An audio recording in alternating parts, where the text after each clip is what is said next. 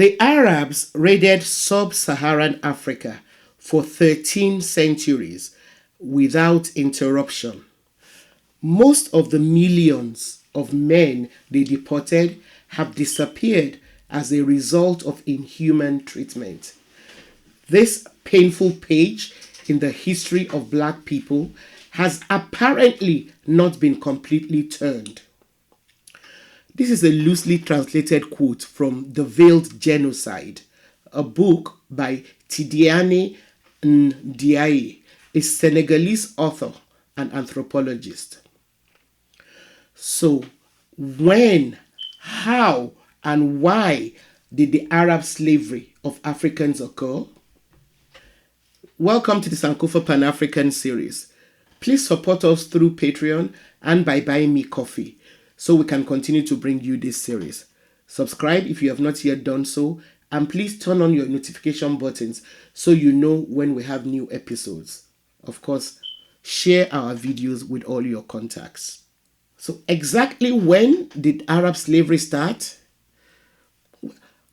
Unlike the transatlantic slave trade that featured the Americas and European merchants, the trans-Saharan slave trade is often ignored. Some scholars have even tried to claim that it was benign or harmless to Africa. However, the Arab-Muslim slave trade, also known as the trans-Saharan trade or Eastern slave trade, lasted longer than the transatlantic slave trade. It operated for more than 1,300 years, taking millions of Africans away from the continent to work in foreign lands under the most inhumane conditions. Unfortunately, because it has not been as closely studied as the transatlantic slave trade, the exact number of people captured from Africa in the trans-Saharan slave trade is yet to be fully ascertained. It is currently estimated at about 9 million. 9 million souls. While the earliest documentation of Arab trafficking in black slaves from East Africa dates back to the early 2nd century, it was Arab-Muslim conquest, which began in the 7th century, that boosted the Arab slave trade. We need to start by trying to understand the ascendance of the Arabs in world history. Arabs first became prominent in world history with the emergence of the Prophet Muhammad as the spiritual organizer of the Arab community. By founding the religion, Muhammad forged various groups of Arabs into one people. Between 622 and 750 AD, when Islam became the sole religion of the Arabs and the Caliphate was still predominantly only in control of the newly forged Arab kingdom, the name Arab then came to refer to those who were full members of an Arab community, either by being born in such a community or because they had ancestors who originated in the area under Arab control, which was then known as Arabia. Arabia did not initially include Persia, Syria, and Copts and others who were only later brought under Arab rule through Islamic conquests.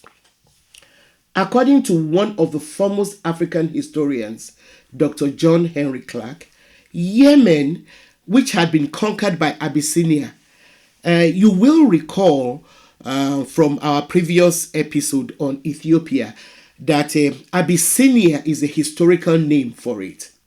Please make time to watch our episodes on Ethiopia if you haven't done so.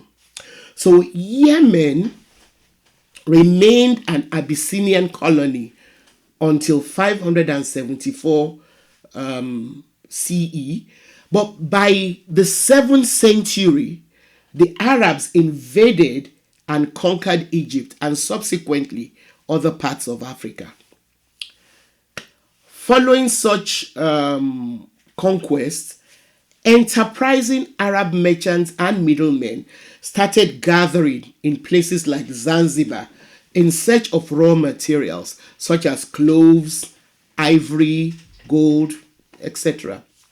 They would then buy black slaves who they would use to carry the raw materials and also work on their plantations in their various countries abroad.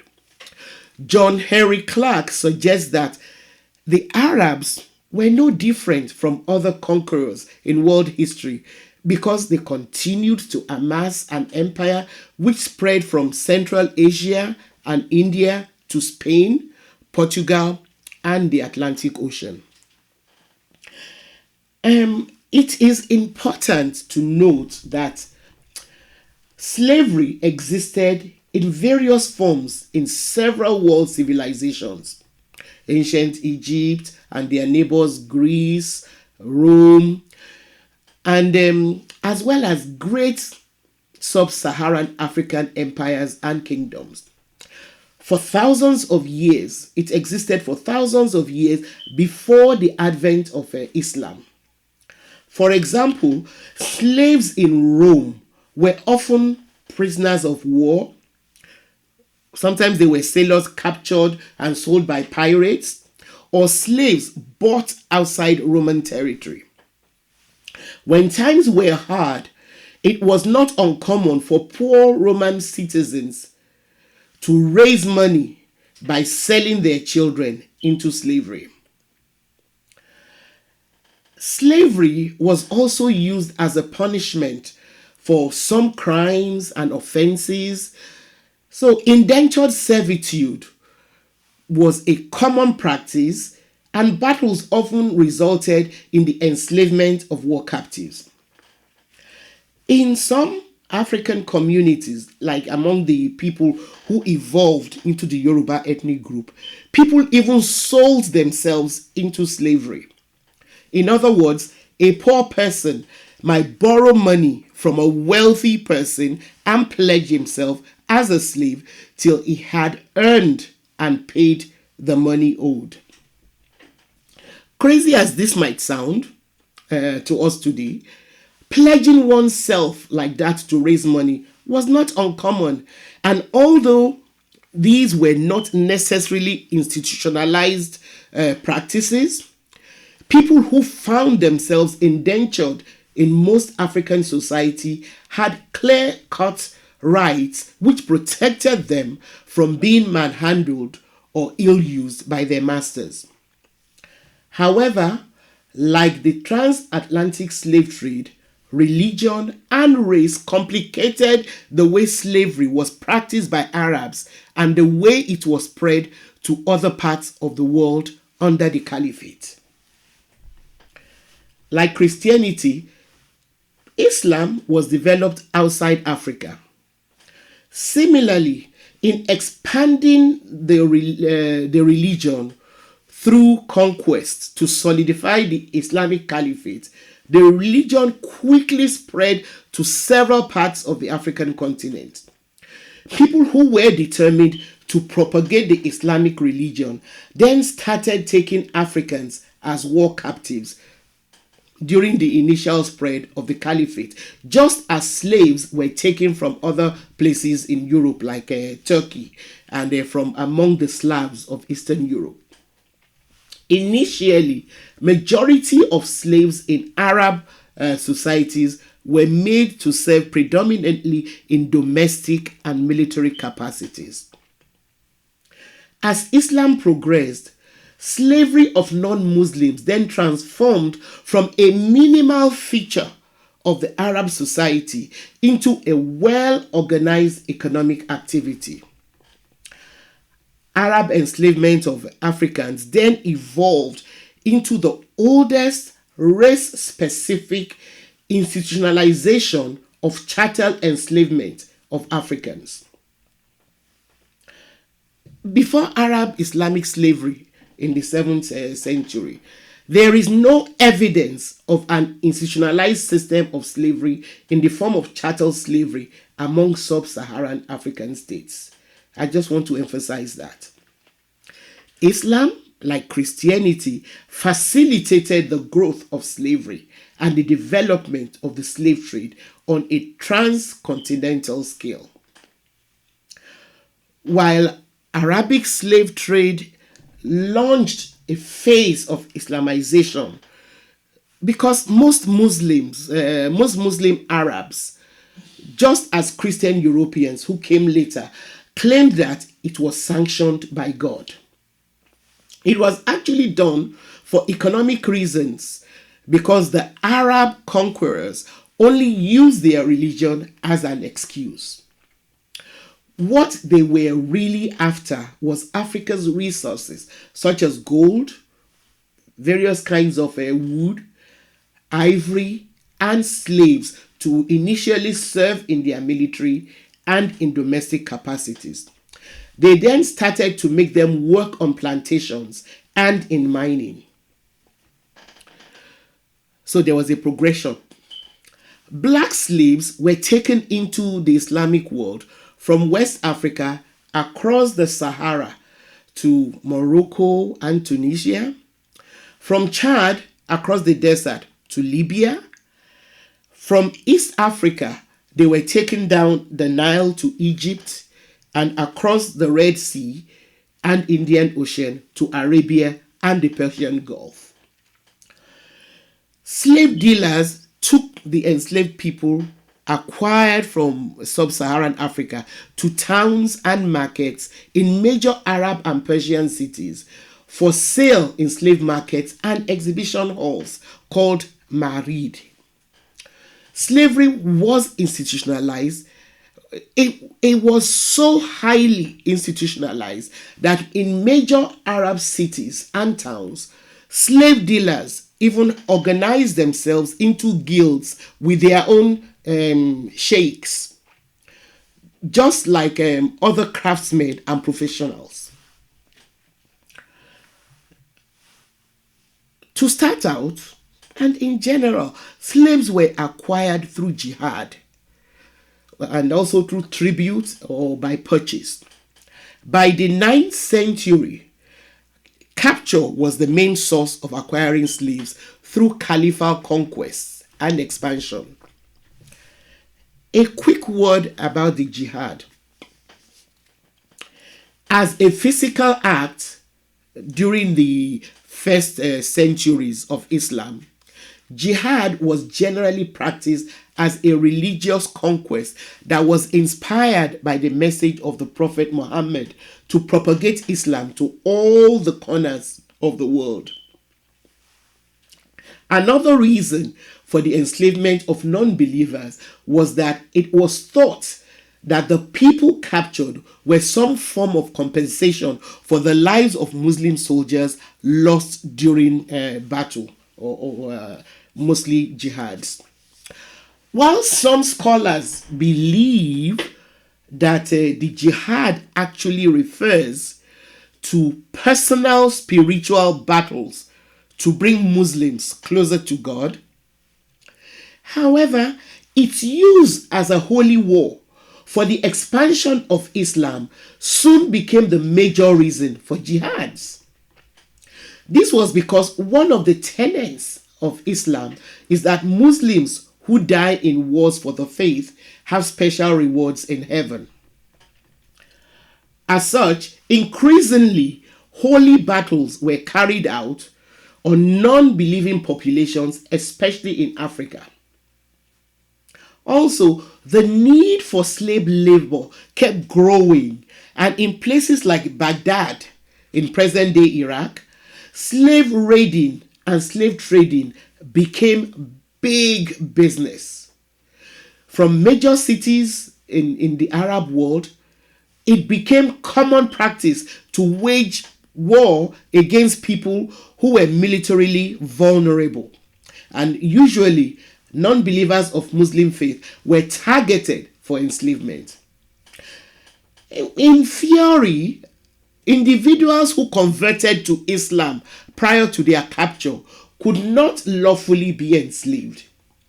However, many slaves were acquired from sub-Saharan Africa, whether they practiced Islam or not. And in many cases, Africans who adopted the Islamic faith in hope of escaping enslavement were disappointed because many so-called devout Muslims refused to acknowledge African Muslims as true believers. They claimed that the African version of Islam fell short of accepted Arab-centric practices. Incidentally, Christians and Jews from Europe who were considered people of the book were usually spared from being enslaved if they agreed to pay taxes that were levied on them by the caliphate. Enslavement of Arabs, whether they were converted to Islam or not, was strictly prohibited. During the Abbasid dynasty, Baghdad was the central city of the empire, but the holy city of Mecca was the center of the Islamic world. As such, Mecca quickly grew into the main market for slave trading, and it remained so up till as recently as 1962, when slavery was officially abolished. Unlike in the Americas, where slaves were used to breed more slaves, procreation among Africans enslaved in the Islamic world was often not permitted. As a matter of fact, marriage between the enslaved was actually prohibited. Which is why, in spite of the millions stolen and transported to the Islamic world, the Middle as well as the Middle East for slavery, their population remained small, and there are very few descendants from enslaved Africans. As a matter of fact, male slaves were castrated so that they could not reproduce. To ensure that they never reproduced, in case they got intimate with their fellow female slaves, the men and boys were castrated and made eunuchs in a very brutal operation during which majority lost their lives. A large proportion of male slaves were thus imported as eunuchs to stop them from having offspring. The majority of enslaved African males were emasculated before transporting them to major cities in the Muslim world, and it should be noted that large percentage died as a result of castration. Most sources say over 50% of them did not survive the procedure, and some who survived the castration chose to commit suicide. Those that survived were used either to guard property or holy sites, or for agricultural work on plantations. Sometimes they were used in mining or for military services. They were made to serve the army infantries of Muslim rulers. There was also a high death toll among all classes of slaves, even among those of them who ended up as military commanders. They were like cannon fodder. Slaves died in other large numbers from endemic and epidemic diseases. Male slaves also served in a number of other capacities as grooms, guards, tutors, administrators, musicians, scholars, secretaries, commercial agents, and clerks. Another unique use of male slaves was to preserve the honor of their masters by guarding the virtue of the master's wives and concubines. As well, because prostitution was prohibited by Islam, most rich and influential people had large harems of women. They therefore also needed eunuchs, castrated men, to guard their women in the harems. Like I said earlier, most of the enslaved men were forced to serve as soldiers. This was because the captors believed that castration made them more fearless. So remember the army of eunuchs in the popular Game of Thrones TV series? Well, they were based on real historical eunuchs. Female slaves were normally used as domestics, and the prettiest ones were placed in harems. The increase in the number and sizes of harems in the Islamic world was also directly linked to the demand for female slaves.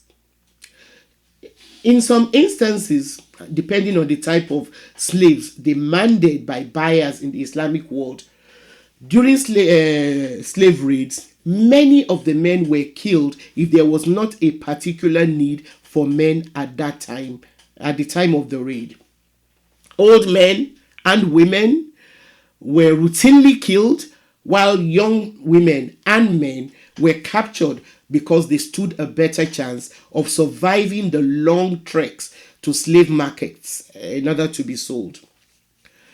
The slave girls and women were assigned such tasks as chambermaids, cooks, seamstresses, and wet nurses. The most menial and hardest labor or tasks were usually reserved for female African slaves who were considered unattractive. Although the pre-Islamic practice of using female slaves as prostitutes was eventually forbidden by Sharia law, a slave master generally had complete sexual access to his female slaves. And one of the main reasons why Muslim men acquired concubines was for sexual purposes. So we should remain wary of scholars who try to claim that the trans-Saharan slave trade was more benevolent to Africa than the transatlantic slave trade. Both forms of slave trades were reprehensible, irrespective of the claims of the two major religions at one point or another. The main justification put forward for slavery by Islamists is not too different from the motivation that so-called Christians used. Also, Islam did not condemn slavery or the acquisition of people for enslavement as long as it occurred in places that Muslims believed to be outside the house of Islam, the Dar al-Islam. Areas outside of the Dar al-Islam were known, probably still known, as the Dar al-Kufr, the land of disbelief. Kafir, as we all know, is still used today to describe non-believers. The term kafir quickly grew to be predominantly used to describe black African people.